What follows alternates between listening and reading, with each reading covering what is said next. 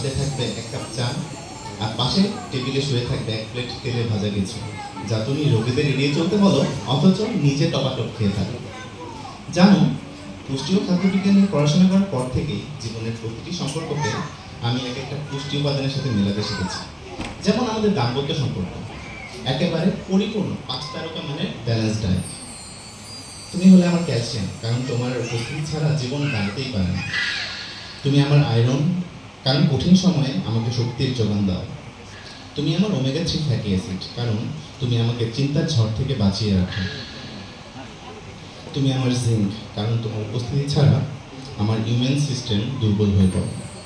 তুমি আমার ম্যাগনেসিয়াম, কারণ তোমার সাহচর্যে থাকলে আমার সব স্ট্রেস দূর হয়ে যায়। কিন্তু সমস্যা হলো, বিয়ের পর থেকে আমার খাদ্যাভ্যাসে এক বিপজ্জনক পরিবর্তন এসেছে। আগে যেখানে আমার প্লেট সাজানো থাকতো রঙিন শাকসবজিতে, এখন সেখানে ভরপুর মাংস আর বিরিয়ানি।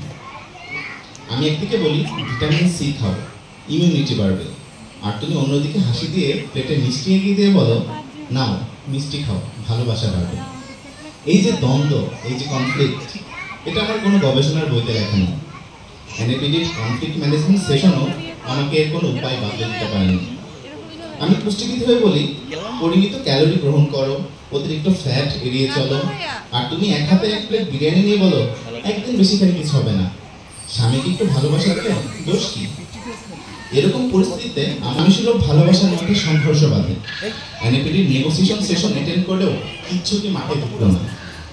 আমার পুষ্টিবিদ সত্তা বলে ব্যালেন্স ডায়েট মেনে চলতে হবে, আর তোমার ভালোবাসার সত্তা বলে তুমি না খেলে আমার মন ভরে না।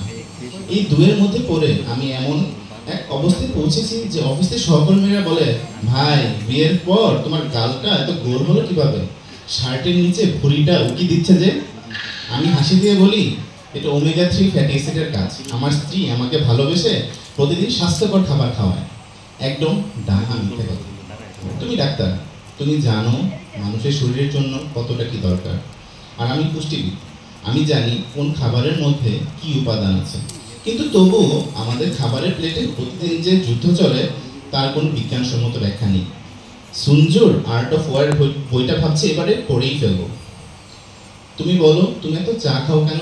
আমি বলি এক কাপ চা মানে অ্যান্টিঅক্সিডেন্টের শক্তি। তুমি বলো তুমি এত ফল খাও কেন?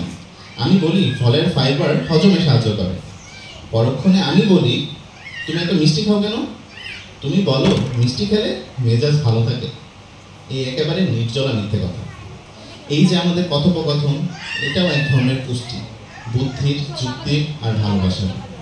তবে শোনো, তোমার একারই কি আমাকে নিয়ে অভিযোগ করার সুযোগ আছে? আমি কি পারি না একটু অভিযোগ করতে?